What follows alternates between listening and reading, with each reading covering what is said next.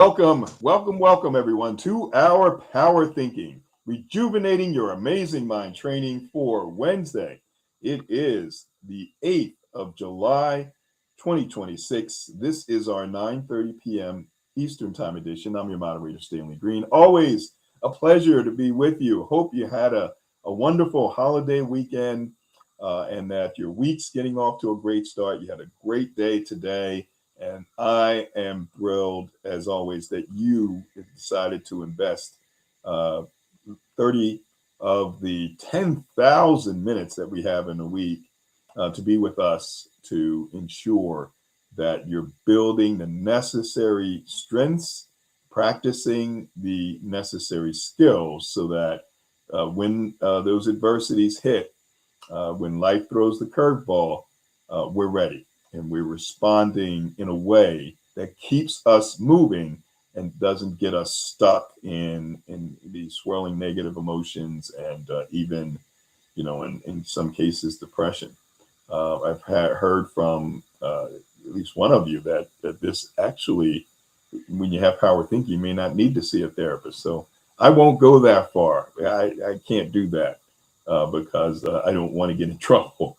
But it is really nice to hear where the power thinking is giving you the power to understand and recognize what is going on in your head, what's happening with these beliefs that may not be serving you well, so that you can make the appropriate changes. The person that invented one of our skills for cognitive behavioral, as it was the father of cognitive behavioral therapy, of the avoiding thinking traps. And, he mentioned how he had to get into teaching um, because of the focus on their thinking. Instead of having a patient for like 3 years, it may be just a few months, and they're saying, "Hey, thank you, doctor. Thank you for empowering me." So that's what we're doing, and we believe that we're helping our professionals and our therapists, our psychologists, our psychiatrists, because we're educating the masses, and certainly, folks, if this doesn't help, make sure you're calling on a professional to help you. But we believe that we can help a lot of folks who didn't understand that they certainly can control more than they thought that they can control.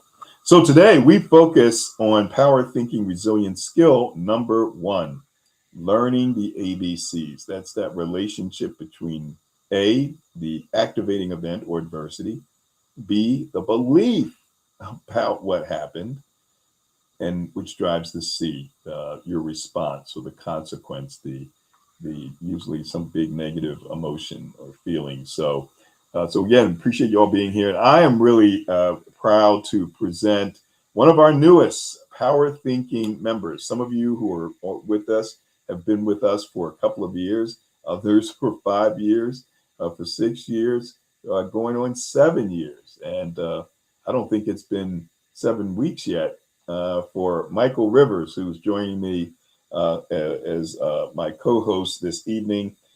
He is the founder and CEO of Multicultural Art, the Multicultural Arts Commission. He is multifaceted, and Michael, I want to thank you for being part of the Power Thinking community and welcome you as a co-host to our program.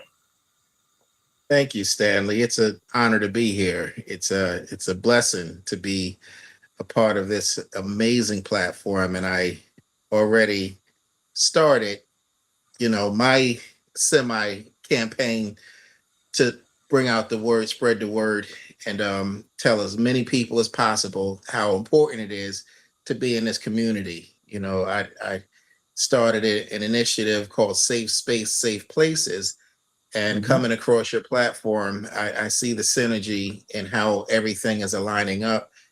And I just can't wait to stay on that hill and blow that trumpet and let people know this is where you need to be, you know.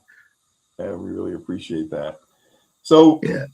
ABCs, and we're going to go through our strengths, our skills. We're going to kind of go back to the beginning, and then we're going to go to our longtime power thinking member and elite power thinking member, Carla Hill. And Michael Carla is the long time, about 25, is it 30, maybe 35 years, yeah, with the city of Philadelphia.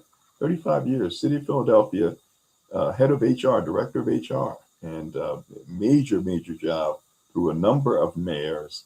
And she's been with us longer than most members, going back to 2018. So she's there, and we're going to hear from her in a minute. What I'd like to do is kind of go over the whole framework of power thinking. So we acquired the assets of a company called Reflective Learning many years ago, and this work in resilience training and learned optimism came out of a study that was done back in the late 60s by a prominent psychologist and founder of this new branch of psychology called positive psychology. His name is Dr. Martin Seligman. And he had this theory that that people can actually learn to be helpless. It's called learned helplessness.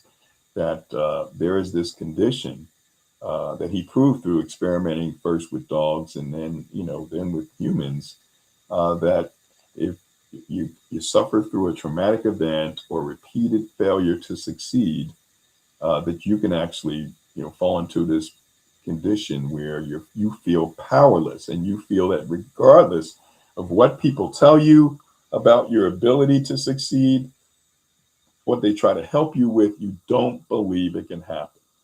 And we all know friends and family members who we've communicated with and tried to help, who are, as we speak, are in this state of learned helplessness. And you can understand that, they went through a major traumatic event.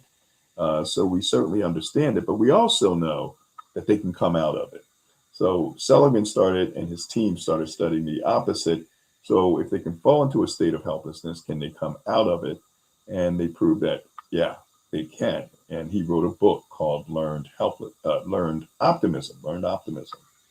They also started focusing on resilience. And so after decades, they identified 7 inner strengths that resilient people have at a very high level. And they are emotion regulation, the ability to stay calm under pressure; impulse control, the ability not to say or do the first thing that comes to mind; empathy, the ability to understand another person's experiences and emotions; self-efficacy, this belief that regardless of what's going on in your life, you are still in control. You have control over your ability to succeed. And then, of course, optimism, the view that no matter what's going on, ultimately, there's going to be a successful outcome. Next is causal analysis. So how do we drill down to the root cause of what's happening and holding us back? And then, of course, reaching out, taking action when you're faced with setbacks and challenges, and making sure that we're not isolating ourselves, that we're reaching out to other people, which people have a tendency not to do when they're down. And of course, they identified skills. How do you get stronger in these areas? How do you regulate your emotions better? There are skills.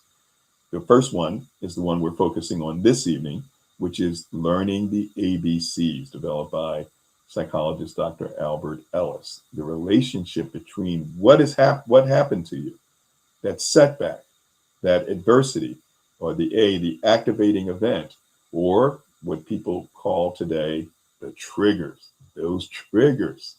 These people triggered me, And so it's the relationship between that, the belief about the adversity. What's the deep-rooted belief? And last week we talked about detecting the icebergs, the below the surface, huge, overwhelming beliefs, very powerful beliefs that may be keeping us down and keeping us in a mode of response to that adversity that brings to the C some big negative emotion.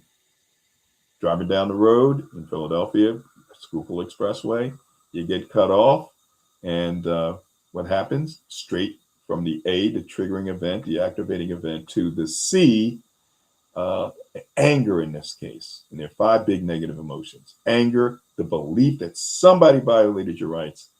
There's guilt, the belief that you violated somebody else's rights and you feel guilty. There's sadness, just a pure loss of a job, contract, loss of a loved one. There's embarrassment, and that's a loss of standing in a group. And of course, anxiety. 1 in 3 people have experienced anxiety over the past year. Either sometimes or always. 1 in 3. That fear of a future threat. And there'll be other negative emotions, but those are the big ones that we'll fall into. And we can actually reduce the intensity of these negative emotions. I will get that back to emotion regulation. This is how something like the skill of ABC can affect that emotion regulation, the impulse control. So we can reduce or eliminate a negative emotion if we change our beliefs. So let's do this. I'm going to acknowledge a few people. Michael, acknowledge Leona Martin, who says, "Good evening, gentlemen." And feel free, folks, to let us know where you're joining us from. Leona is a longtime Power Thinking member and started with the Power Thinking app this year. We also have, let's see who pops up here. We have Layla Llewellyn, who is joining us. Leona Martin is on LinkedIn and made a comment. Layla Llewellyn is joining us on the YouTube channel, the Power Thinking Corp YouTube channel, and she sent over a comment, greetings, Power Thinking. We also have, let's spin them up, Daryl Jacobs. Good evening, gentlemen. Daryl, we're looking forward to having you on. Daryl is with ESPN, doing a lot of sports coverage and CBS Sports, and we actually connected through these 15-minute connection calls that we had, Michael. And Wow. he has a new channel, part of a partnership, a new channel called Prism, and just sent me the agreement on that. And so we're going to be on that platform, the Prism Wow. platform, shortly. So Daryl, welcome. It's great to have you. He has tremendous experience and expertise in sports industry and now with their new streaming channel. So we're really honored to be part of that. So let's That's awesome. let's do this. Any comments to hold on and let's see where. Oh, okay, Leona. That's right. Leona Martin is in Boston.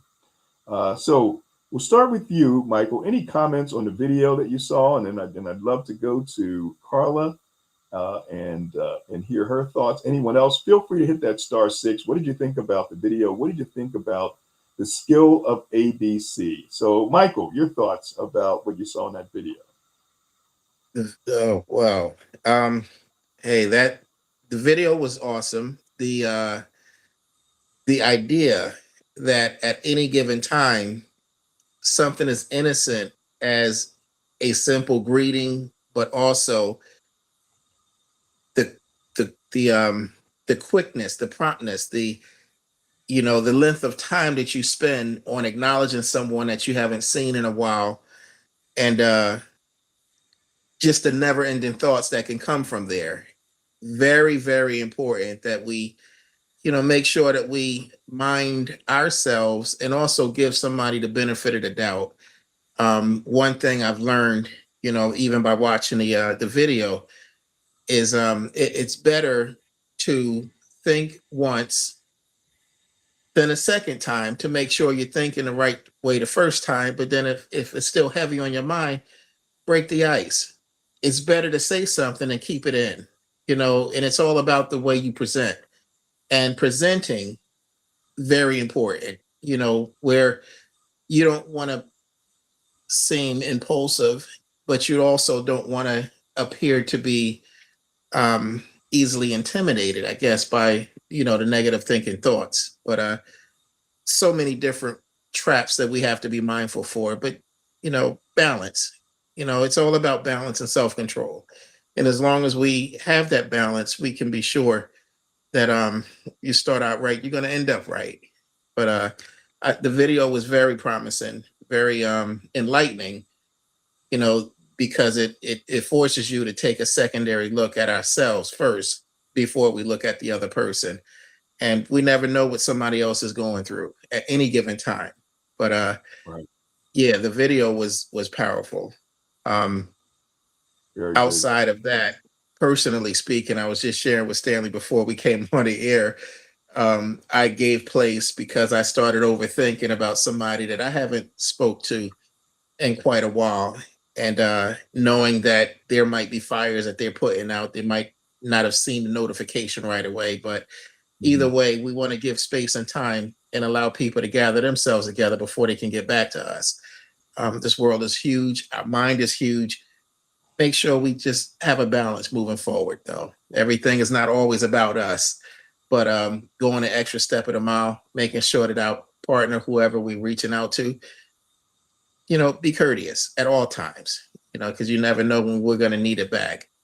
Yeah. But Very good. yeah, Excellent. Let's go to phone lines. We'll go to Carla Hill. Carla, thanks for joining us. Mention where you're joining us from and your thoughts about the ABC model. Welcome. There you are. Thank you, Stanley, and welcome, Michael Rivers, to the Power Thinking family. how you doing? So, why I like to come to both the morning and the evening because the first exposure I get, I get a different set of thoughts after I go through it and think about it during the day. So, what I had an opportunity to reflect on, I'm calling from Philadelphia, Pennsylvania, is how I've used this model professionally, but not always personally.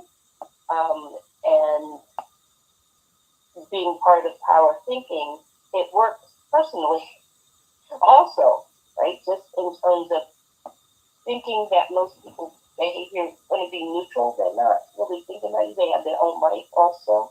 But what I've done, what I realize that I do now, almost like AI, you get better answers based on your thoughts. So I tend to ask questions. Oh, did you mean this? Oh, and I remember doing performance excellence training for years with internal training supervisors and managers on managing staff. And we would talk about passive aggressive employees where they didn't want to do something. And like, oh, how could you? The class would say, well, you can't really do anything because they're not doing anything. Well, I see that you're rolling your eyes, you're folding your arms. It looks like you don't really want to do that. Maybe I'm wrong. So you point out behaviors that why I'm thinking that way, but I could be wrong and giving people a way out. Mm-hmm.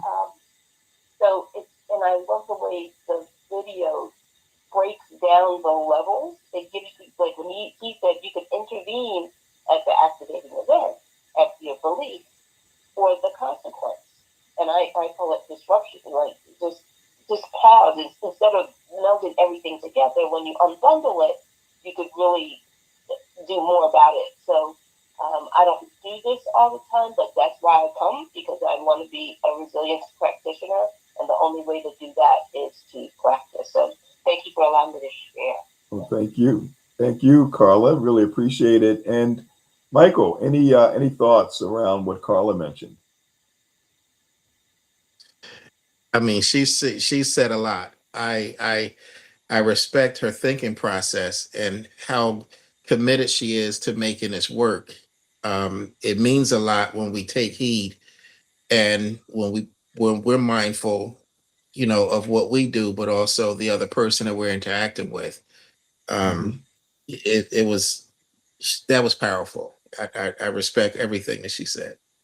Well, take us through what you went through with your friend, where you may have, if the activating event was, I guess it was your friend not getting back to you, right? So, You reached out. yeah. So So take us through that, and then you went right to a consequence, or this negative emotion that you may have been feeling a certain way, and jump to some conclusions about how you felt that this person may have felt about you because they didn't get back to you. So take us through that.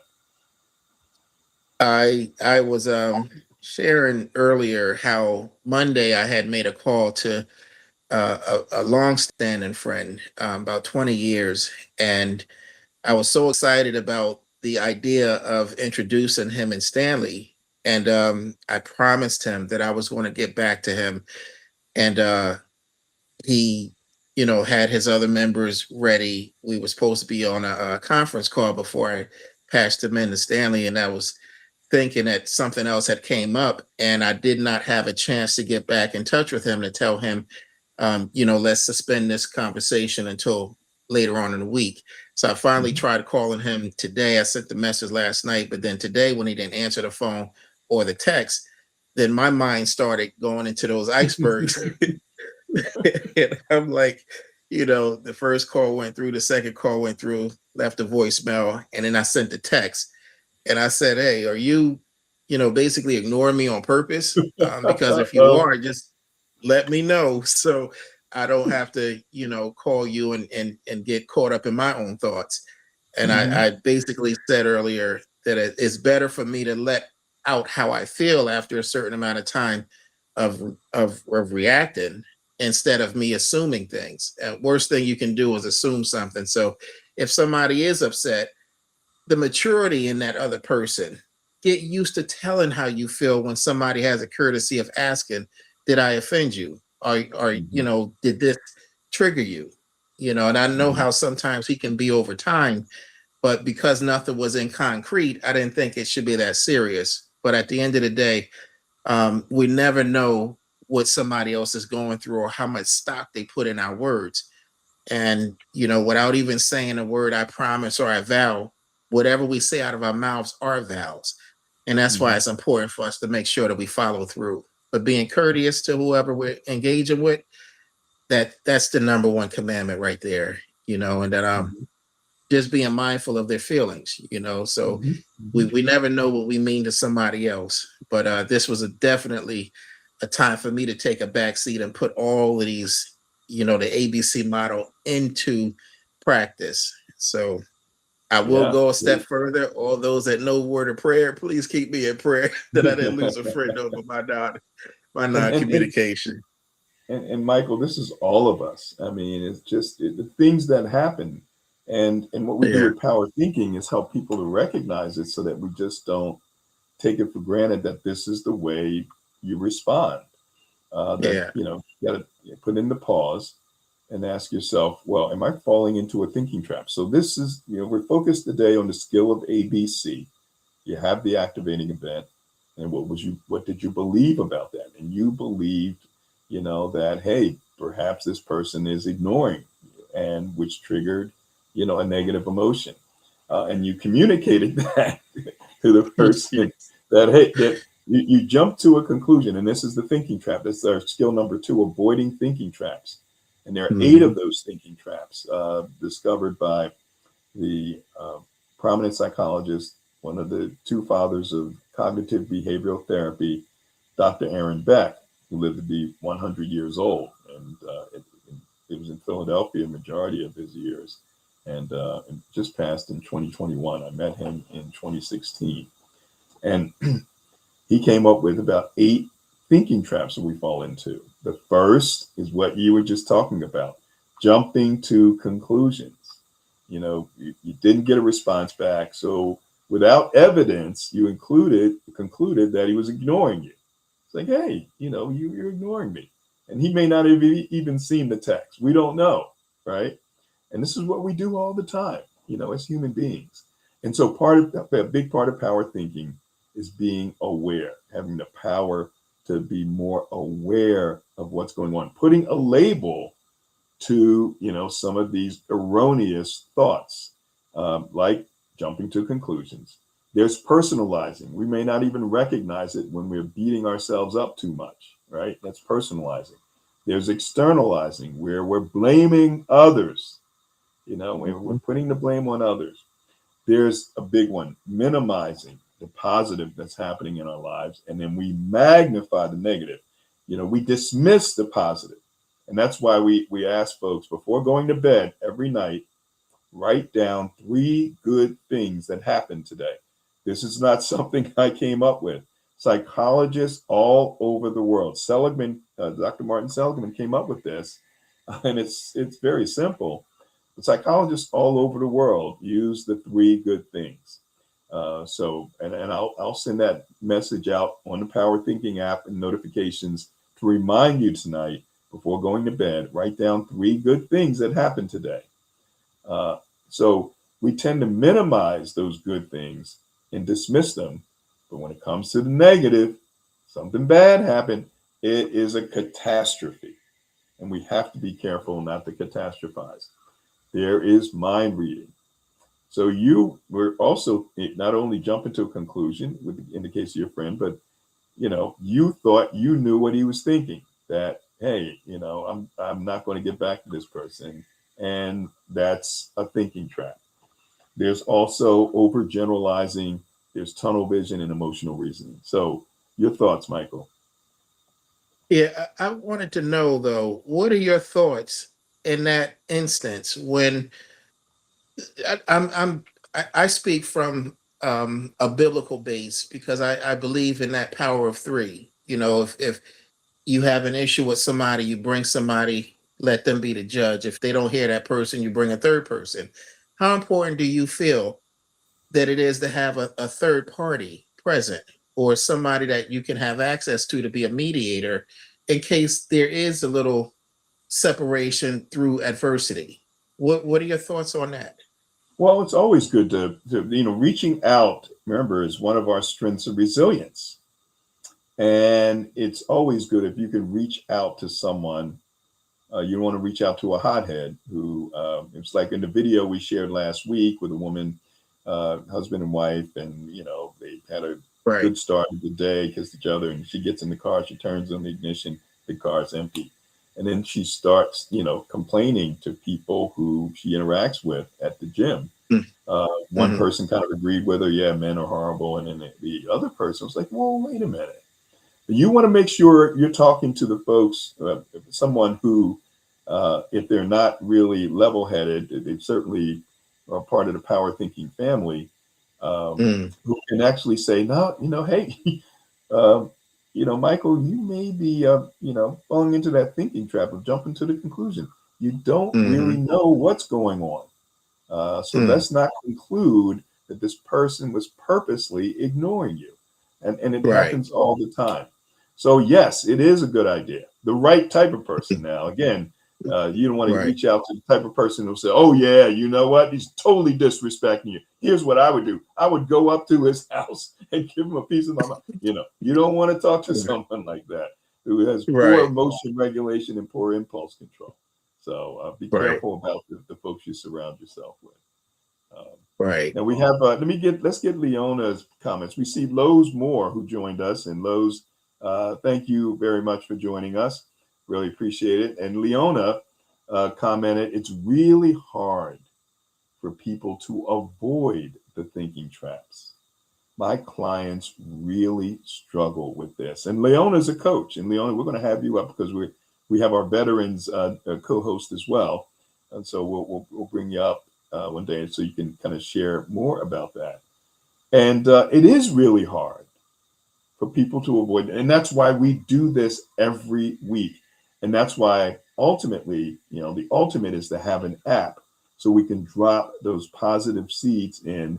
We can drop in, a video short video that will remind people there are these thinking traps.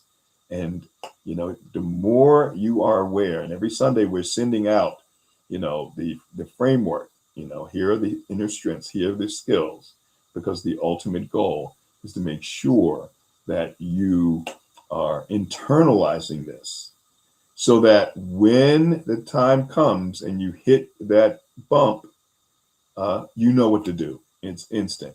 So yeah, Leona, keep working, with your clients and having them recognize those traps. It's not something that you just share with them once and then expect them to be able to recognize that thinking trap when, you have a situation like Michael. Michael, were you going to say something there? No, I'm agreeing. Yeah. So great. And I see Lowe's Moore says, my pleasure. So everyone, this goes very fast. I want to thank you all for joining us. Each week is just 30 minutes. We're giving you those tidbits. Michael, how can folks get in touch with you? LinkedIn, definitely Michael G. Rivers Jr., LinkedIn, and Write Mike Now, WRITEMIKENOW, Write Mike Now at gmail.com. Our website is soon to come. It's being revised, and I'll be checking back in and definitely following very closely to this platform. Fantastic. Well, thank you for being one of our newest Power Thinking mobile app users. Folks, go to the Google Play or the Apple Store. Just type in Power Thinking, then space CORP, and download that app. You'll get a free trial. The pricing it can't get much lower than it is. So we're trying to make it accessible to everyone, but you're getting the power in the palm of your hands and on your phones. Leona says, I absolutely will. Yes, make sure that you're repeating this the folks so that it just becomes part of them. And I want to thank you all. Remember that since we spend all of our time thinking these 50,000 thoughts a day, we must think with power. So thanks to our folks who are on LinkedIn, on YouTube, and Claudia Nesmith, I see you there. Gloria Hairston, Calvin Patterson, who was co-hosted this morning, Layla Llewellyn, Annie Osung, Annie, who and Michael, Annie, and I didn't realize that you knew Annie, and that's how you came across me. So Annie, thank you very much. Michael found out about me through you and being on your events. And Annie is in the UK, where it is about 3 a.m. on Thursday morning. So thank you so much for staying up and joining us, Annie, and everyone else. Make it a fantastic remainder of the day, whether it is Wednesday or Thursday, and make sure that you write down those 3 things good things before going to bed this evening. Take care, everyone. Really appreciate you here on the platform, the phone platform, and of course, everyone on our 5 platforms. Thank you for joining us as well. Michael, again, really appreciate you. Thank you very much. Awesome. Thank you. Thank you for having me. All right. God bless. You're welcome. And we